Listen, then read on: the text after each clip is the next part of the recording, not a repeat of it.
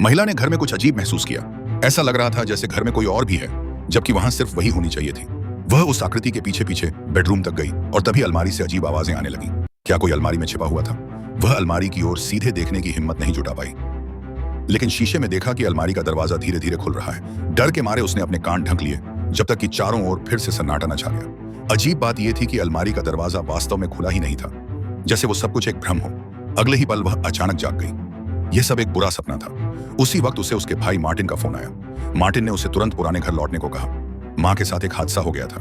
Phone काटने के बाद महिला ने यूं ही अलमारी की ओर नजर डाली और हैरानी की बात यह थी कि जो दरवाजा पहले पूरी तरह बंद था अब खुला हुआ था। एक डरावना ख्याल उसके मन में उठा। शायद जो कुछ अभी अभी हुआ वह सपना नहीं था, लेकिन इस समय सबसे जरूरी था उसकी मां, जो हादसे का शिकार हुई थी। शाम को वह महिला पुराने उपनगरों में स्थित पुराने घर पहुंची। उसकी मां को गंभीर डिमेंशिया था, लेकिन अपनी बेटी से बात करते समय वह पूरी तरह सामान्य लग रही थी। हालांकि जब महिला बैठने लगी तो उसकी मां ने अचानक उसका हाथ पकड़ लिया। महिला को अजीब सिहरन हुई। उसके पिता तो कई साल पहले ही गुजर चुके थे। उसका भाई बोला कि यह तो मां की बड़बड़ाहट है, लेकिन महिला का दिल अब भी बेचैन था। जब वह अपने कमरे में आराम करने गई तो कमरे की अलमारी उसे फिर से असहज करने लगी।